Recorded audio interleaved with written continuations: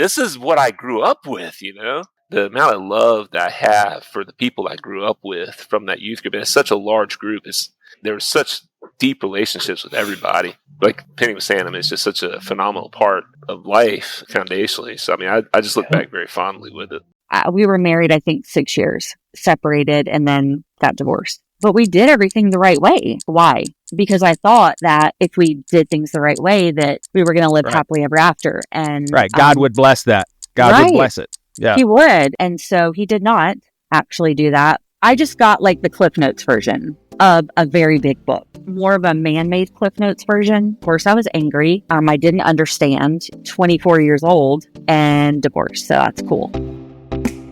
Billy, I mean, I must say you were definitely the man. Had to be like Billy. If you weren't like Billy, you know, you weren't worth a damn. Yeah, I mean, Billy was the man. You know, he's the one who stood at the post. You know, he's the man. He was on TV, for Christ's sakes. It's not just about being Puerto Rican. I mean, you had other nationalities, some Asians, and you had African Americans, and kind of bothers me a little bit because I think about my son who's Puerto Rican. I think about my mom who's a disabled vet. To hear something like that in church, just such a disrespect that just impacts me tremendously. I can only say, like, looking back now and having kids that I'm raising myself, and wanting very much for them to have a different perspective on what it means to be loving to people, regardless of how much different they are than you. It's an interesting contrast. Again, I can't say that I regret it because it really informs a lot of the way that I think now, and I have this reference point when I go back and think about, especially at that younger age, it would have been so helpful to have been told what I believe is the truth, that there's no way God could love you any more or any less than what God loves you right now. You are perfectly secure in God's love. Sometimes we give the Pharisees a bad rap. In a way, we do exactly what they did. We know we love God, and we had these great youth leaders that loved God as well. These people were doing the best they could with what they had. We got the foundation we got. What else do you want from me?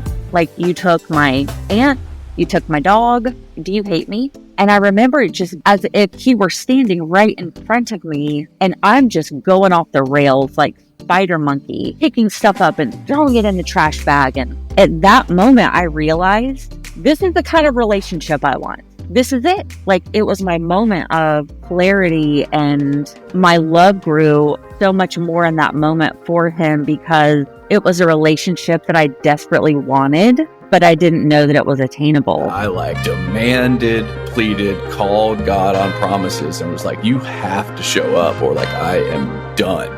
And He did. And He did. That's something to really think about. What does it mean that the God of the universe loves me? Are we saying that our God is bigger than their God, or what? Man, you got my mind going crazy right now. I just think that is evangelical bullshit. And I don't fit in their box anymore. So feeling rejected from the church makes me feel far away from God. If I'm living out the love of God, love of the divine, then in some ways we're unoffendable. It's wrong to marginalize anybody for any reason. Sometimes we can just have some things about our perspective that's off until we encounter someone who can challenge our thoughts, have conversations with us, and we just continue to grow and evolve. I'm with you there. Yeah, I like that. That sounded like womp, womp, womp, womp, womp, womp to Rob. I'm a hardcore gospel lover. I do love the gospel. I just think we get it wrong. Girl, I was so highly medicated, I don't even know if you Oh, found my people. Hey guys, it's the Pastor with No Answers. So much fun. We've already done this twice. Going back in time, grabbing friends from the old youth group. I'm having so much fun talking to people that I literally haven't talked to in like 30 years. It really has been an experience to reflect as adults things you experienced as kids, but you're being able to talk about it as completely different people, because I haven't talked to these guys in decades. But then you feel connected to them because the childhood memories. You're going to hear Penny in a minute talk about seeing the current age and youth in her daughter, and then reflect on when she was that age and the things that she was carrying and why they unfolded the way they did. Here's Penny reading a text she sent to Joey, further unpacking some thoughts after Penny contributed to the recording of this podcast. It's actually Jeffrey. I'm stepping in to read Penny's text that was so good. All right, check it. All right, just imagine Penny's voice saying this. I think about it like this. One time I was a new mom and had no idea what to expect parenting a child through different ages and stages. But I looked to those that had gone before me and mimicked what I saw. I did the best I could with what I knew and with what I had for resources. My son gets older and has moved out, and years pass us by. One day he says, "Mom, I had a great time growing up, but man, you really screwed me up. Lots of therapy and reconditioning. That would kill me." Because I knew that I was parenting the best I could with my whole heart. And that's kind of how I see this. I don't feel that anything was done out of reckless abandon. They just did what those before them did. But in doing that, they hurt people and probably caused the therapy industry to skyrocket. So let me tell you something about me. For a good little while now, I've been thinking that my spiritual upbringing, a lot of the harm of the culture I was surrounded by as a kid, was now something that I understand, accepted, processed fully, honestly, and had moved on from. And recently, I'm learning that on that checklist, I've probably only accepted and processed some. I definitely still don't have full understanding how I'm affected on a daily basis. I do EMDR therapy. I get EMDR therapy. I do not know what's going on, so I would not be the one administering this thing. Wait, getting ahead of myself. Wednesday night by my lonesome, actually fresh after this conversation that is most of the podcast with the old youth group fam, I was sitting there by myself and I'm about to read what I wrote that night. And that was actually going to be the greeting of the podcast, a much shorter greeting. So with my therapist, we've been getting into my religious upbringing. It's like I'm on level 6 now. We take breaks, but I was talking about the youth and the innocence of my youngest. So he's in 7th grade. Now, one of my most impressionable memories, you know, the kind that really stick with you, one of mine was days before summer ended, right before going into the 7th grade. I mean, you know, my psycho memory. So I'm looking at my 7th grade son, who he's the baby of the family. So he still feels really young for me. And then I remember this Christian metal song in my head on a Saturday going to a birthday party. And the Christian I shouldn't be laughing. The Christian metal song is about suicide. And I remember how I related to the desperate lyrics crying out to God for help. Now, I was not suicidal ever as a kid. I connected with the desperation in the lyrics because I was desperate. Literally, what was going on in my head was I needed God to promise me that I wasn't going to go to hell. That's what I was desperate for. I was scared as a 7th grader, and I was on the way to a birthday party, and I'm thinking I don't want to burn forever. And so I see my son at that age, how young and free he is. So the EMDR light thingy stops. I say this reflection that I just recounted with you listeners, that connection with my son. My therapist says, go with that. The light starts going back and forth and the tears just start falling. So this is totally true. The tears are coming down my face and I'm choked up. Light stops and she expects me to tell her what I'm thinking about, for her to say, go with that. And then the light thingy would be activated again. So the light had just stopped. I'm thinking she sees I'm kind of breaking, I'm sure. I mean, I'm crying. She's looking at me to talk. I say, Jackie, the stuff about my son, remembering what I was thinking about at his age, just, it all made me kind of sad. And she says, go with that. and the light thing started right back up. I'm like, can you give me a minute? Like, let's switch to talk therapy right now.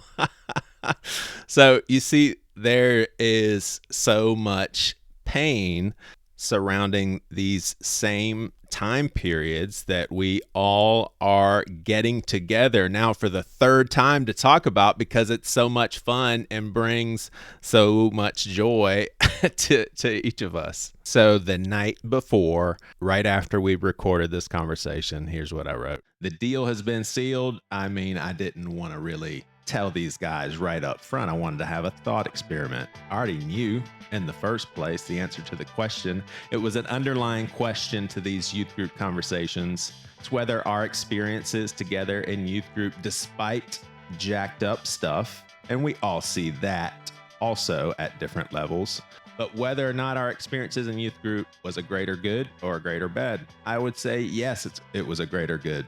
I just feel like you're going to have to go through tough stuff, whatever path you walk.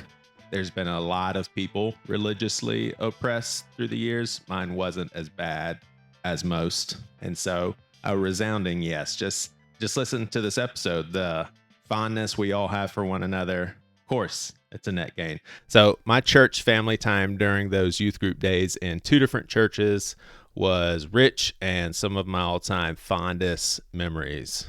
And I still need EMDR for them. So after episodes 46 and 50, it was Gail, myself, Billy, and John. Talked a couple times. We were curious what some of the other folks in youth group land were thinking about concerning some of the topics we've been batting around. And that's precisely what this episode is. I'm telling you, it's so hanging out with one of my best friends in high school. And we really haven't talked like this in at least 25 years. That's Mike Cologne. I have so many stories I want to share with you soon to see if you remember. And then welcome BJ Slotkin and Penny Sharp. This is so crazy, man. I did this last year with some high school classmates that I had not seen since we graduated. And when we pop on there, we're like, oh my gosh, this is just crazy. This is so fun, man. BJ, where are you at? I live outside of Atlanta now. A place called Woodstock. It's about 15, 20 minutes outside of Atlanta. Yeah. Jon Bazzle bought headphones. Oh my gosh. Cutting edge. Yeah, hear you just fine. Good job, man. Welcome to 1994. Look, I'm high tech. I was trying to find the old Sony, the big Walkman headphones. And do you have a cassette player attached to the other end? So, John, do you like BJ? I remember BJ dated your sister when I showed up at he did. I did. Was he a good boyfriend to your sister? I dated a sibling of everybody on this thing, I think. You and my brother? Wow. I did not know that. Jared and I had an affair. We had an affair of the mind, Jared and I did. So it's the Pastor with No Answers podcast. Not only am I back with 3 friends from episode 46 and 50, Billy, Gail, and John from back in the youth group days, we've roped 3 more of the crew in. But before I introduce to everybody Mike, Penny, and BJ, Gail, I saw where you posted that it was yesterday, the anniversary of your dad's passing. Yes. Yeah, that was quite a heartfelt tribute for sure, man. 22 years. I can't believe that. We love you. We love you. Mike, you were the first guy I really got to know and we got close quickly. And we were that way for a long time. And I still feel that way. Sometimes, hey, y'all, sometimes I feel like Mike's probably, when I message him on Facebook or see him at the reunion, I get all mushy. Mike's like, dude, we hung out a lot. I get it. But you seriously were one of my best friends in high school. I could tell you hundreds and hundreds of stories. Do you remember what you gave yourself a nickname for, given your style and your ethnicity? Do you remember what you called yourself? I actually do not. I don't even know if it's podcast appropriate. You know what we used to call white kids who were trying to act black? Now I got it. Right? Now I got it. And you were the Puerto Rican version of it. So if people want to put that together, I'll never forget going to Mike's house for the first time. It was like iguanas were like little puppies. It was the weirdest thing. I was like, wait, was that like a huge lizard that just went by? Penny, you and I had very little interactions, and you got married in 1994. I want to know about that. But here's a question that I am actually really curious about, and I want you to be honest, and it will not hurt my feelings. Do you remember me at all? I do.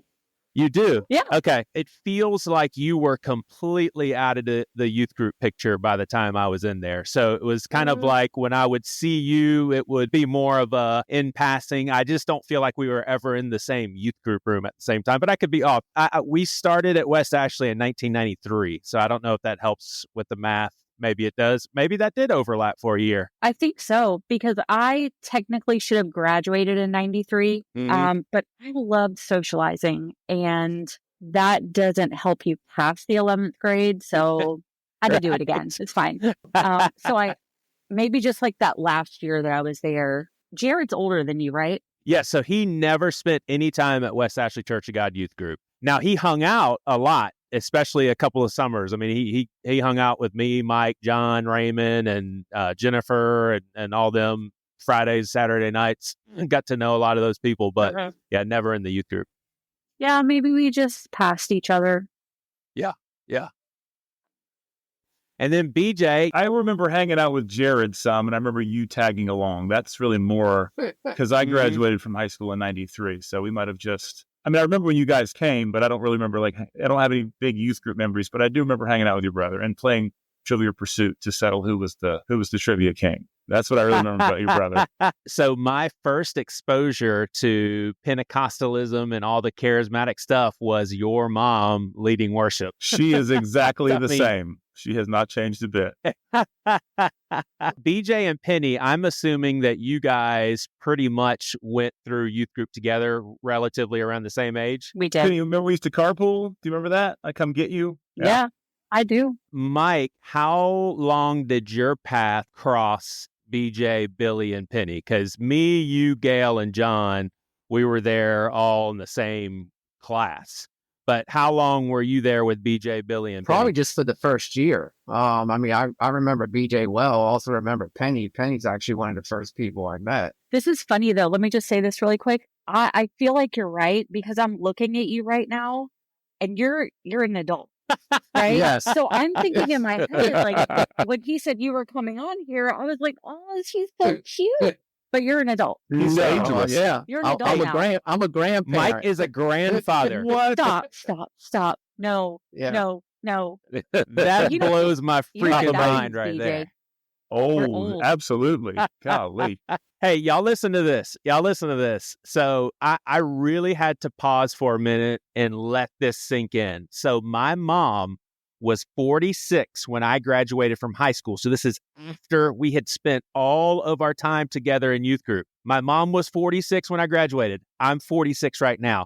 So we're now older than what our parents were when we were all hanging out in youth group. It really shocked me. I was like, it's not a joke. This is our reality. And I have a theory. I feel like my kids grew up so differently than how I grew up because of technology and just how different things are. It's almost like it happened. They're at a certain age and it just shocked me. But I'm sure all the different generations feel that way about the younger generations. BJ, Penny, Mike, I gave you no guidance other than I'd love for you to bring a couple things to the table. It could be silly, deeper. But before we do that, as much as you're comfortable in sharing, similar to what me, John, Gail, and Billy did the first time we got together, we kind of reacquainted ourselves with one another and where we were at spiritually. Like, would we consider ourselves a Christian? Do we go to church? And I'd love just to hear kind of where you guys are at. We haven't talked about these sorts of things in ages. So Penny, where are you at with all of this? Definitely a Christian. I love Jesus. I do. But we're not a part of a church right now, which is a whole story in itself. But it's something that I'm willing to go back to, but there's some stuff I have to work through first on myself, and my, expectations, and I don't know, just working through it. I'm pretty sure this is a yes, but I'll edit this out if I can't. Do you mind if I read the text that you sent me through Facebook? Basically, your initial reaction of the episode. I mean, it wasn't anything. Of course. Yeah, of course. So I just thought this was pretty eye-opening with how you responded to that first episode. You said, how can something hold some of your best memories growing up, yet it's the very thing that strangles the faith you fought so hard to have? I'm not sure if it's church hurt or religious hurt, but there's definitely something there that I keep pushing back for whatever reason. I really liked your choice of words and can resonate for sure. Mm-hmm. What about you, BJ? Well, I wish I had sent that message that Penny sent, because that's super articulate, and I wish I had thought of that first. I mean, you can have it if you want it. Yeah, I say ditto. We don't have enough time to cover the spectrum. I actually probably have a different answer now than I might have had a year or two ago. Yes, I'm a Christian. I've been through the whole thing. A couple years ago, I would have said I was really struggling with the answer to that. Through a bunch of stuff, we've sort of gotten into, just met some people and my wife and I are in a Bible study now for the first time in, 15 years. But we are not regular church attenders at all. So, I look for my church and community and stuff in other groups currently, which is not to say I won't ever be a regular attender again, but for a variety of reasons, we don't go on the regular now. Mm-hmm. But you, Mike? Yeah, I'm actually kind of on the same page with Penny a little bit. I consider myself a Christian. I'm not going to church regularly, for a couple of reasons, which I'll probably talk about a little later. There was some things that occurred and happened that I feel were a little overboard, which kind of made me fall short of going back. It's been kind of like that ever since, for the most part. Yeah. I'd love for you to get into as much of that as you're willing. Gail, John, Billy, please don't feel bashful. Jump in at any time. I'd love to take that question to a little bit of a deeper layer, address what we kind of toiled with for a lot of both episodes, and that was the good and the bad. I don't know if we use this terminology, but when you think about it in terms of, was it a net gain? When you look at all of the fondness that would put a smile on all of our faces, you just say Stafford and it brings great memories, thinking about all the adults who truly, truly cared about us, as that not everybody had that, sort of community. And then for some of us, we carried scars, and I don't necessarily see mine as afflicted on by a person, but it was just the whole culture, and it wasn't even a specific church. It was the vibe that so many Christians were in then. And, I talked about it a lot. You guys heard, just my wiring didn't help at all. But how would you answer that question when you reflect on the thick of your church going days, especially, in the era that we're talking about, in the more formidable years? Do you see it as more good or more bad, or just? So it's interesting. I was re-listening to the podcast earlier today, and Gail was talking about going door to door and, trying to witness to people, and how we just did it because they told us to do it. We were going through the motions of doing it because that's what we were supposed to do. That would make the elders in the church happy. That would make God happy. I think that for me, I can't speak for everybody else, but in going through that, I went to a Christian school. I grew up in a Christian home. It was just all aligning with just do it, just do it. Come on. As a teenager, I definitely did it because I am a people pleaser, which is not good. But as you get older, you kind of think through the why of why you're doing things. I know for me, as my church going, was more frequent, and I would start to question the whys. I didn't have any answer of, why is this person reacting this way? Why is this happening? Why is this happening? Because I never really learned to think through the theology and that not everything is going to turn out rosy.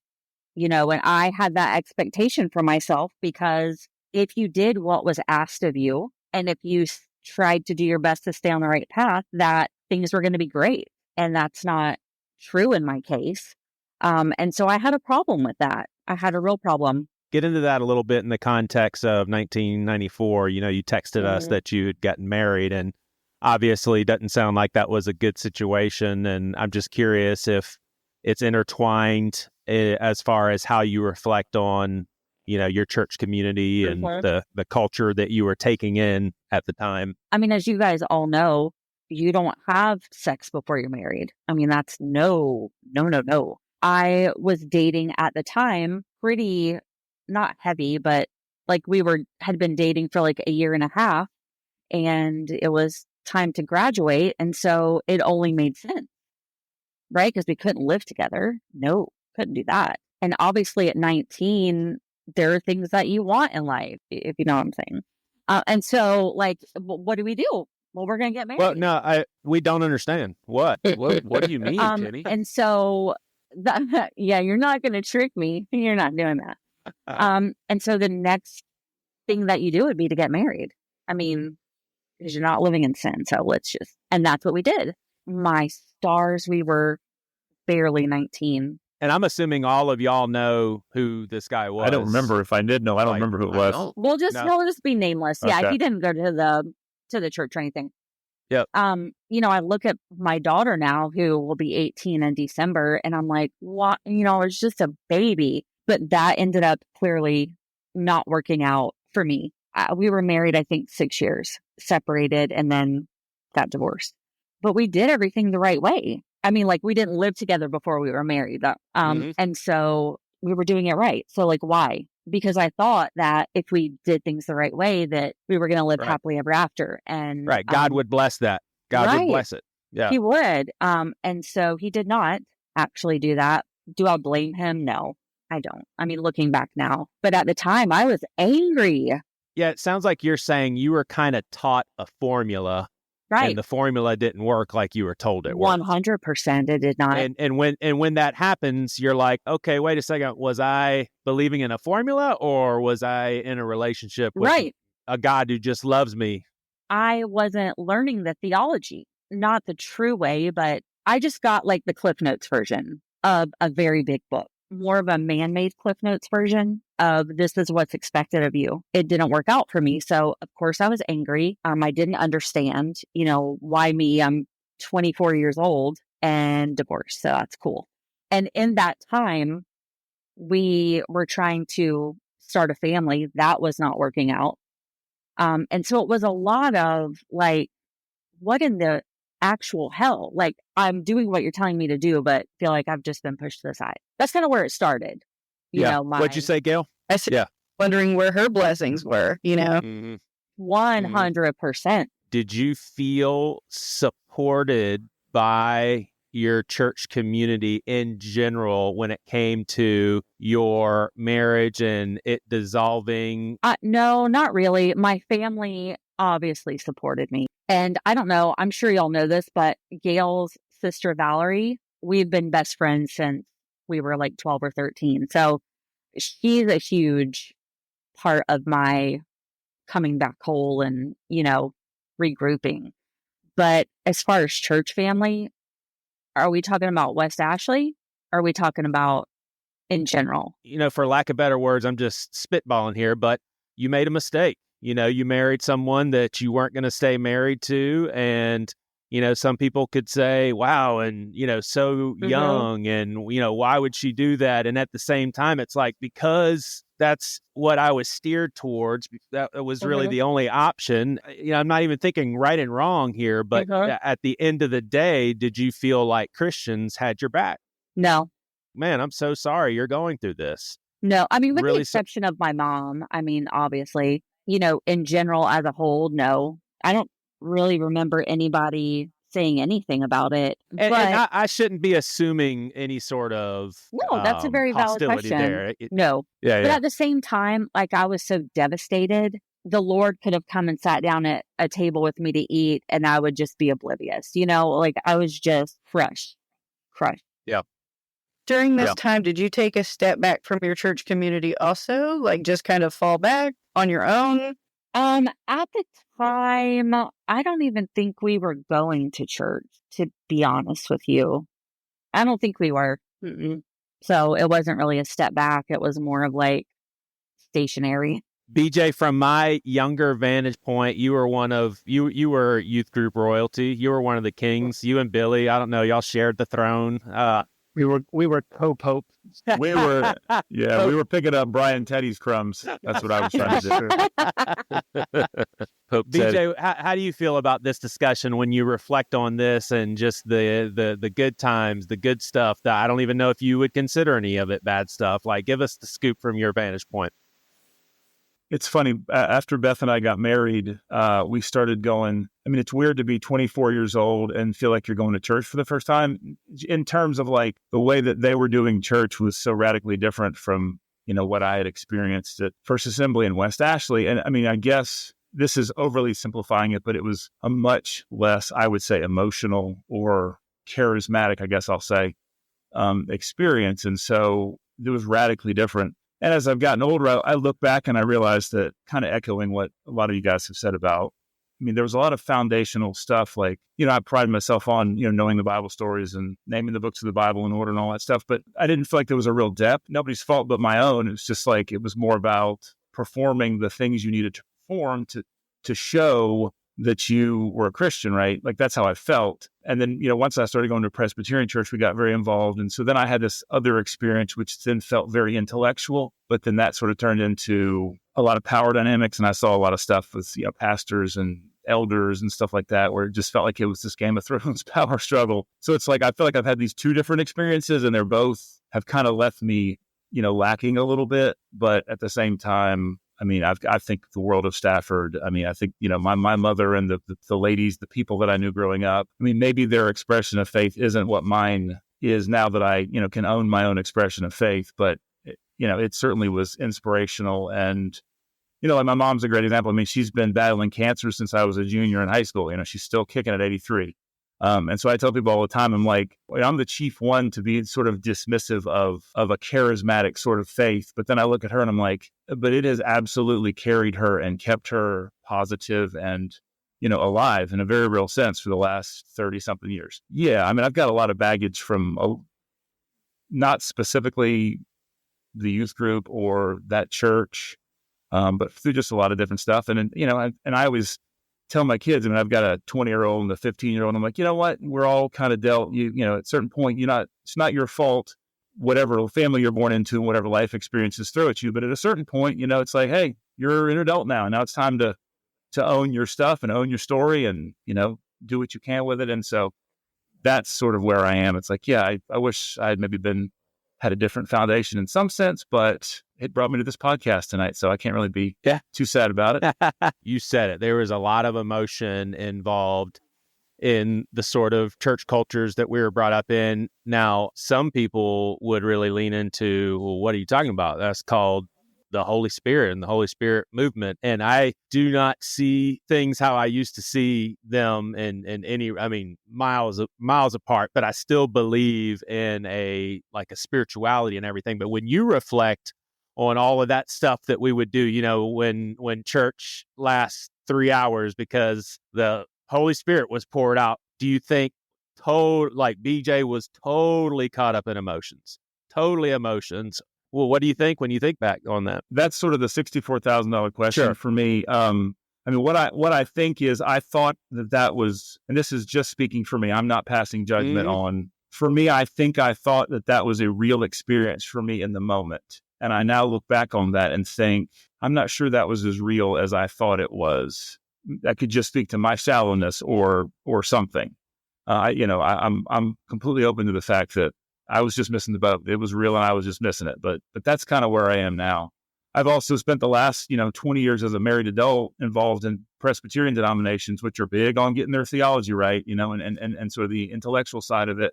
And I can see massive stumbling blocks, from that too. I mean, it's the pride that comes from that and the assuredness that you're right. And that's super dangerous too. And in some ways more dangerous, I think. Yeah. All right. Well, it's the informant. He is the informant himself, Mike.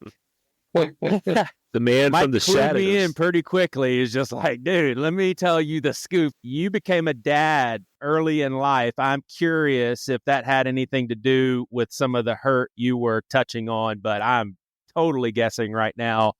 Just jump in a little bit to what you referred to earlier, what sounded like to be some hurt, and how you feel as far as the good and the bad of where we came from. Well, I mean, absolutely.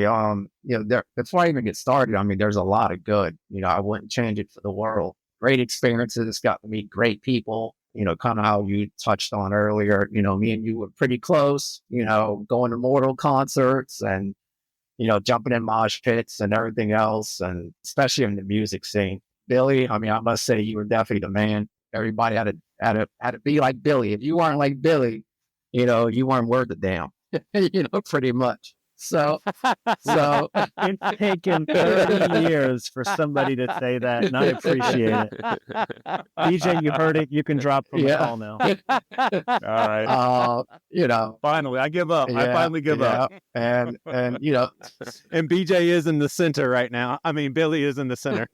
Yeah, I mean, Billy was the man. He's the one who stood at the post. He's the man. He was on TV, for Christ's sakes.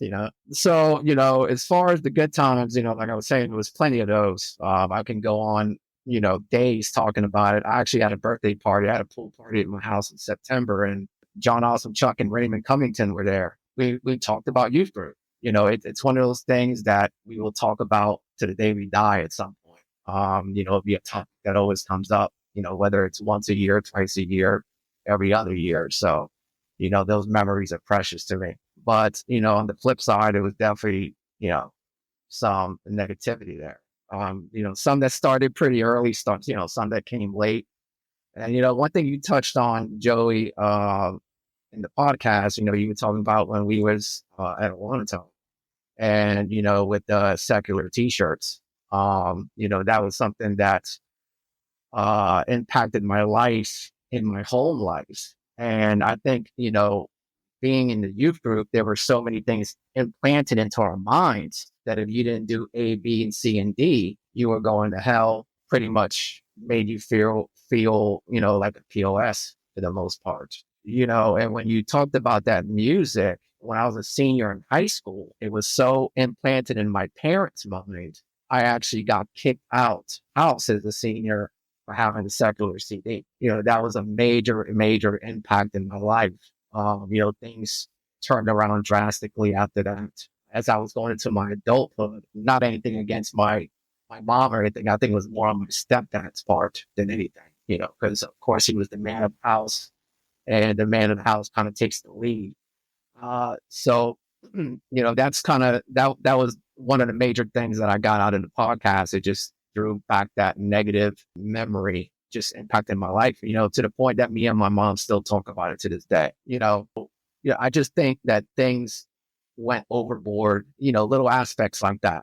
Not saying that they weren't important, kind of how you said at Awanatah, they pretty much put those kids through the ringer, for having those shirts. And I just think that wasn't such a good thing to do. Another major thing that kind of stuck out with me that happened, and it kind of happened, not right away, but, maybe after a year and a half or so, church would think, that would be the last place you expect hear something like this. But I had people that were prejudiced against me for being Puerto Rican. Gail, you actually might know where I'm going with this as part of it. It doesn't necessarily bother me. That is something that I've dealt with my whole entire life in the street. But to hear it in the church, that's just the last place you expect to hear something. It's a place that you would think, that everybody's accepted. When you say not expecting that to happen in the church, like what happened? Did you hear rumblings of someone saying racist things about you? Did somebody say something to your face? Like, none of us wants this podcast episode to be like a gossip episode. So if you can't share any further without exposing someone, that's totally fine. Yeah, I mean, it was just, pretty much a form of racism. I mean, I'm not going to give any names or anything like that. But yeah, it was pretty much told to me, flat out from an adult. That was just a big, big negative impact, because obviously I wasn't, and it's not just about being Puerto Rican. I mean, you got other nationalities there. You had some Asians, and you had African Americans, and so forth. Kind of bothers me a little bit because I think about my son who's Puerto Rican. I think about my mom who's a disabled vet, served our military, and my son served in the military. And just to hear something like that in the church is just such a disrespect that just impacts me tremendously. As a girl in the youth group, several of us were told, we don't date brown skinned boys. He's Puerto Rican. You don't date him. That was along the line of what Mike is dealing with. Like, Gail, you could text me later and tell me who said that to you. Text me later. I want in on that text. I want to hear that one. Jeez. Mike, as a friend, man, that sucks, dude. Like, that really sucks. Yeah. I'm sorry. Jeez. I laugh at it now, and it's different when it comes from the street itself. That would be the last thing you would think you would hear. It was shocking. It was shocking. The fact that I still remember that, I will remember that for the rest of my life. It'll never go away. We're all older folks now reflecting on our dumb younger versions, and so I think. And I also have very clear memories. And so a question like this is just so fascinating to me. But we would have these big prayer meetings in the bus at Cracker Barrel. Oh, my Lord. I was thinking about that today. Everybody knows exactly what I'm talking about. So at the end of a winter retreat, we'd go eat at Cracker Barrel and then a devotion and the Bible, in the bus. And it would always turn into a big prayer meeting, speaking in tongues, people being slain in spirit, et cetera, et cetera. Well, Mike, you were very beloved in the youth group. Everybody loved Mike, and everybody knew Mike. Boy, he struggled, man. He was hanging with the wrong crowd, and we were all wanting Mike to do the right thing. When Mike would go to the front of the bus, it was an emotional moment because we all loved Mike. We all were worried about Mike. We wanted Mike to do the right thing. And so I remember standing next to Jennifer, my girlfriend, and she got emotional, and I got, because we love Mike. When you approached the front of the bus, and you may be like, dude, I don't remember, how long ago that was. Were you genuinely afraid? I'm not doing the right thing. If I were to die tonight, I probably would go to hell. I got to figure this out. Or, could you look back on that and be like, I was just trying to get attention, man. That was the point. Like, what was going on in your head? Are you able to put your mind back then and think through that? To be honest, I really don't. I really don't remember the incident. But if I had to guess, no, I was probably genuine with it. It was definitely wouldn't have been an attention thing. I can tell you that just from my character. I wouldn't have wanted to be prayed over and all that for attention for sure. So it definitely had to be genuine. But I don't remember that actually taking place. When you think back on our friendship, you and I both wanted to do what God wanted us to do, so to speak, but I tried to keep it A+. I think back on those times and I wonder, did you think, man, Joey needs to lighten the hell up? Or was it more of I wish I was more like Joey when it comes to self-control and doing the right thing? He's really fishing for a compliment because he said Billy was the man. I'm not fishing for a compliment. John, can somebody please say Joey was the man? Buddy. Please, anybody say it? Please. I think after Billy and I left, Joey was the man. That's what he says. That's what he says. I took Billy's place. But Mike, he was the man. I think you lived more of a normal teenage life. You weren't a bad kid. You were a teenager, where I was busting my ass every day to try to keep out of hell. Like that's what was in my mind, is I don't want to go to hell. So I just wonder sometimes, because I don't think I was well back then. I wonder what a normally functioning teenager thought about someone like me. Like, I seriously wonder, were you like, Joey, you should probably lighten up, man, chill. I love you, but dude, my gosh, listen to Snoop Dogg without feeling bad about it. Yeah, I do think, I think you played both sides pretty good, though. I'm not, I definitely went the right route, I think. I wouldn't say you were necessarily a Billy, but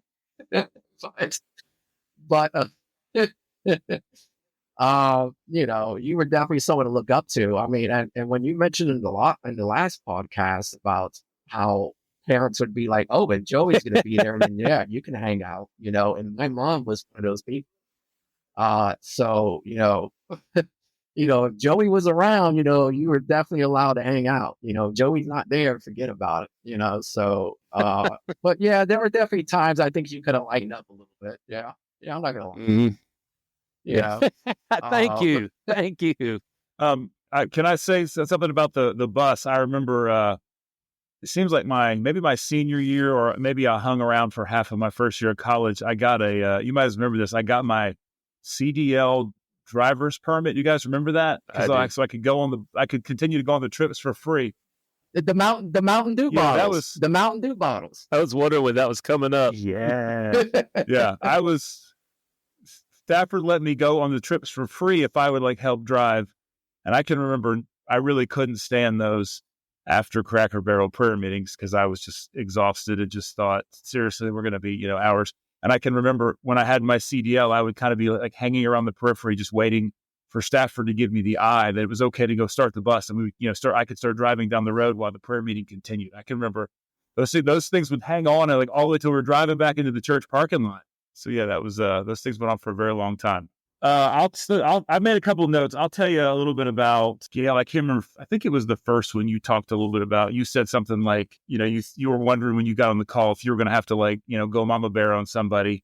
And I think you didn't elaborate, but I think I have a sense of sort of, what you were talking about with your family and stuff. And, that really resonated with me because that's an area, I guess, an area of sensitivity or awareness or something that, there are all kinds of people out there in the world having all kinds of experiences. And those were the kinds of things that it was sort of I kind of was taught, or I learned growing up that, being a Christian meant being in a very insular community and it really meant being with people who were just like you and thought like you and their lives looked like yours and all the stuff that we've talked about. I feel conviction about that all the time when I think about the things that I have thought and the positions that I've taken on things. And maybe I'm sure the things that I've said to people over the years.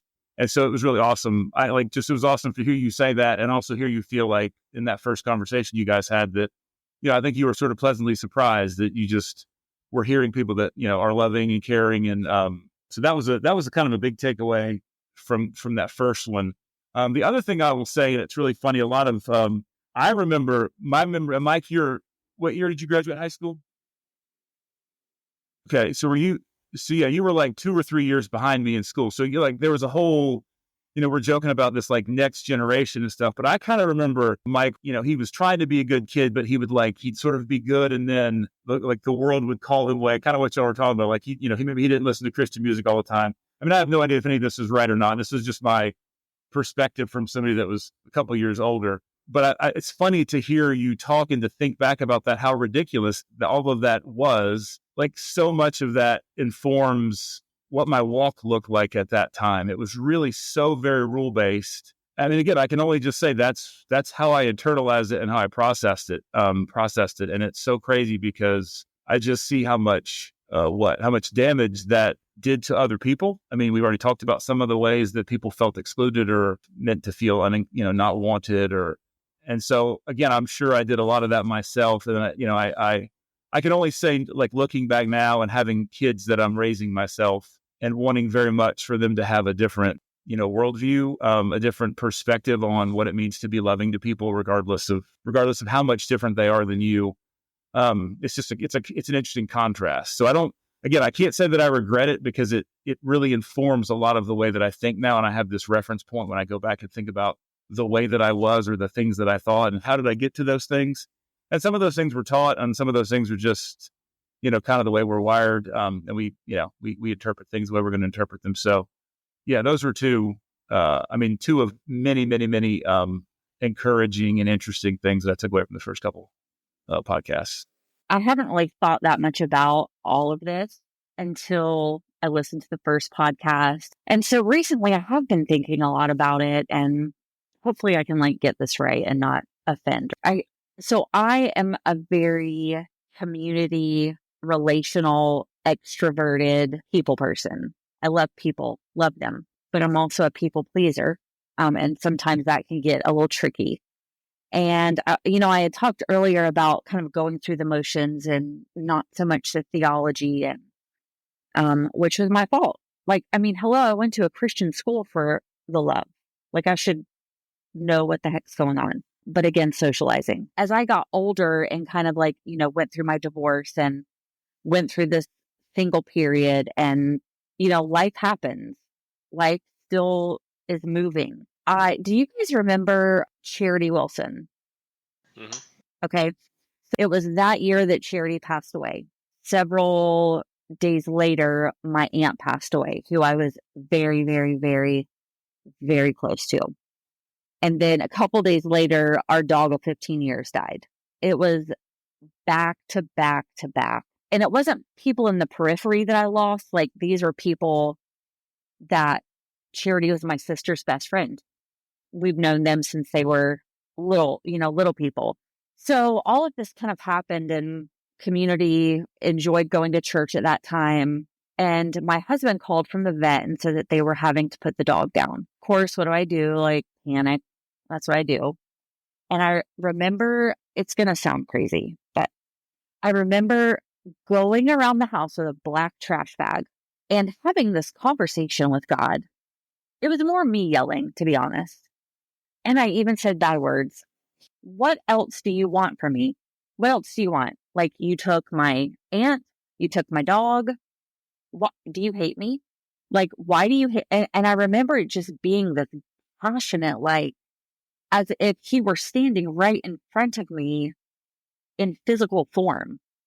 And I'm just going off the rails like spider monkey, bad words, and like picking stuff up and throwing it in the trash bag. And I look back at it now, and at that moment, I realized this is the kind of relationship I want. It's not the keep sweet, pray and obey, angelic, follow everybody and do what they're doing. This was an authentic, organic relationship at that moment that I had, where I could go to him as a father and say, what are you doing?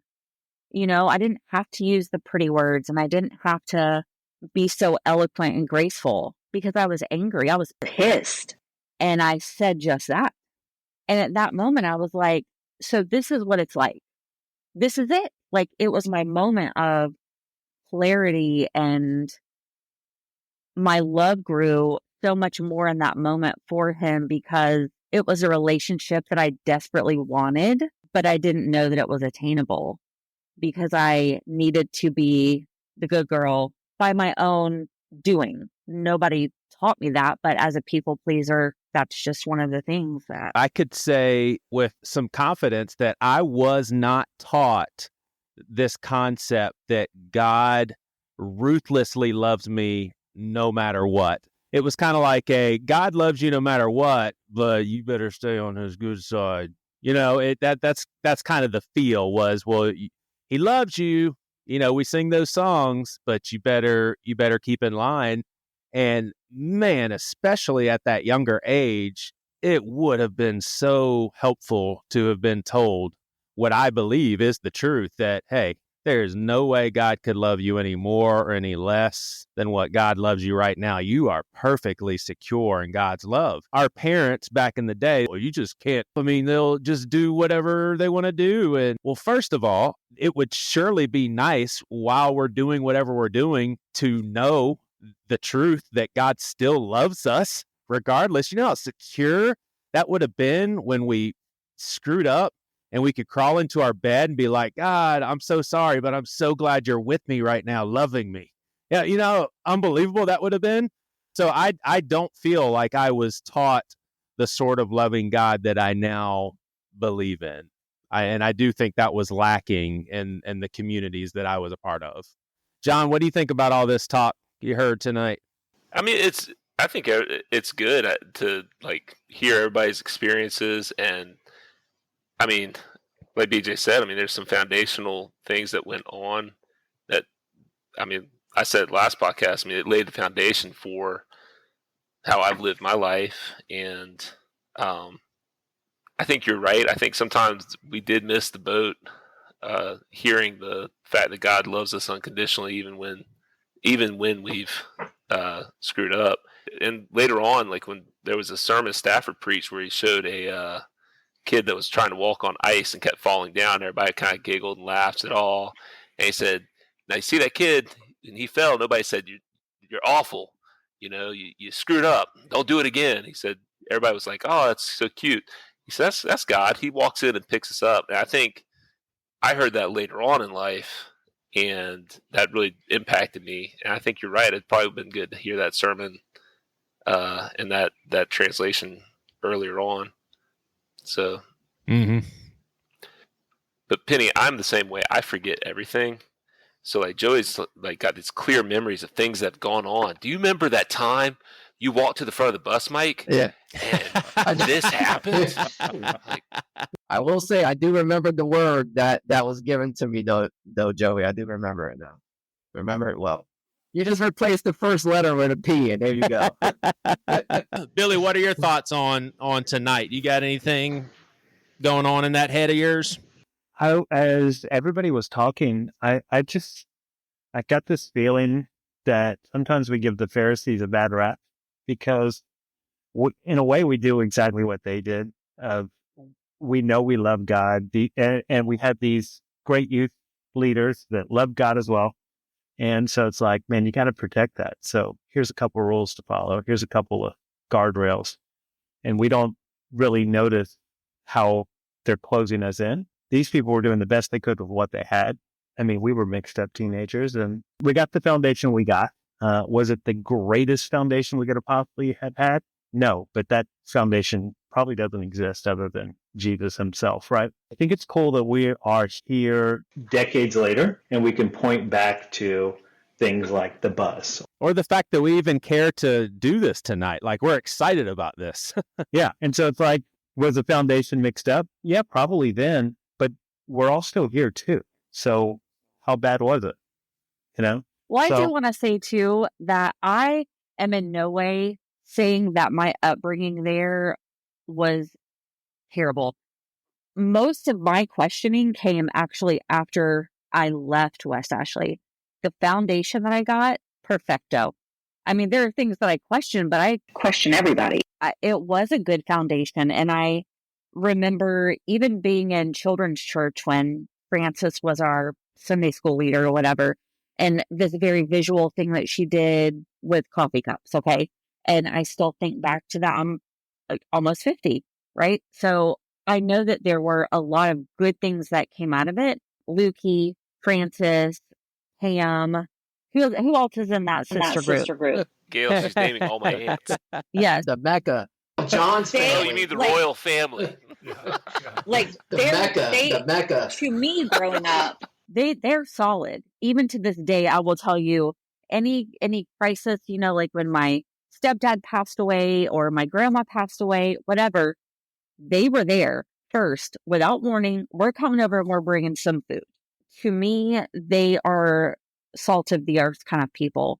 And the memories from growing up in that church and in the youth group, just some of the very best days and times. And I feel like have built the person that I am.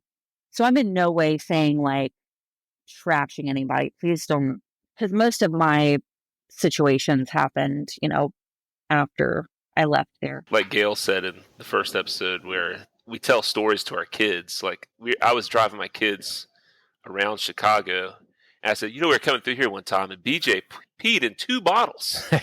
They said, drank so much Mountain Dew, he had to pee in 2 bottles. And my kids were like, why are you telling us these stories? Like, this is what I grew up with, The reunion, or like when we talk about people, it's like the amount of love that I have for the people I grew up with from that youth group. And it's such a large group. There were such deep relationships with everybody. And it's like Penny was saying, it's just such a phenomenal part of life and foundationally. So, I just look back very fondly with it.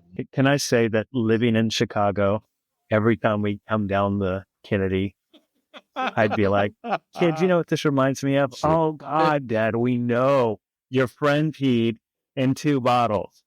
Like, I was driving the van when that happened. Yeah. Stafford made me go to the very back, and he pushed everyone else up to the front of the bus. And I have this image, like, you were the person who was, like, closest to me holding up a sheet or a towel or something. And I could just, that's And I have a picture. It's me, and I'm like, I have this big smile on my face. I have the same haircut I have now, which is no hair. Holding up my two bottles, my two like 104-degree bottles of pee. It's a classic. It's an all-time classic. I wish I still had those bottles. I'd have them right here on my shelf.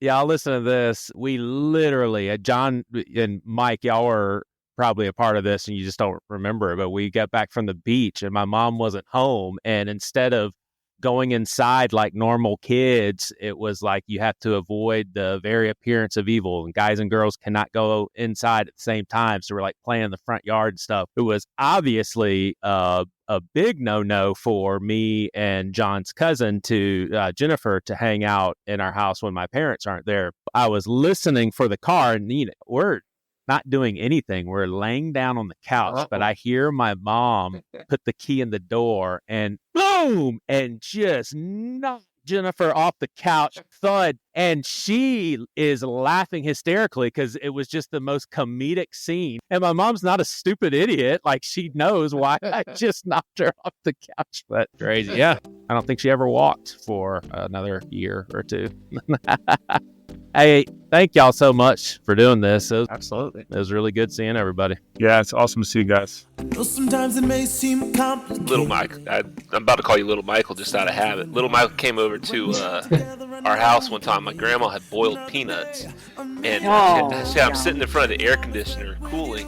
And Mike walks by and grabs a couple of it and puts it in his mouth and goes, "Oh, what is this?" I was like, "It's a boiled peanut." He's like, "Who does that?"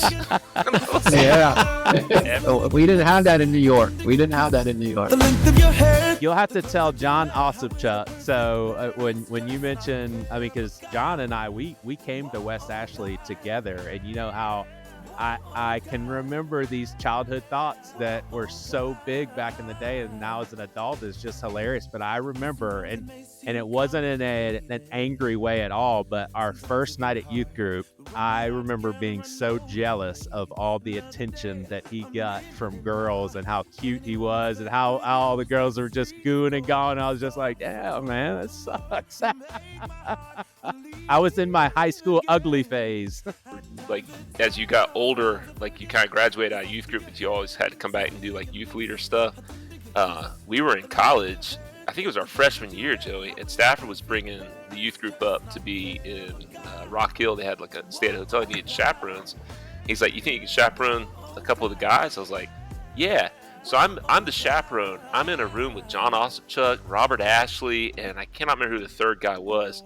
But I'm like, how am I the chaperone with the people I hang out with? Right. So I went somewhere to get ice or something, whatever. I come back in, the room reeks of cigarette smoke.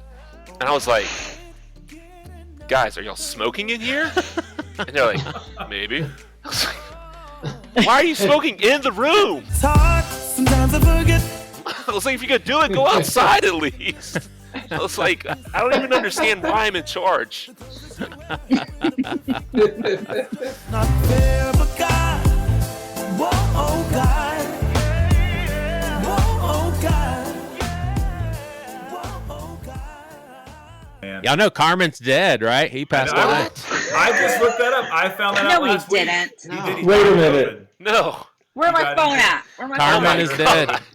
He Carman is dead. I love how you just threw that out. And he got married the year Just randomly. He got married the year before he died, because I always thought he was gay. And then it turns out maybe he was, but he got married the year before he died. Yeah.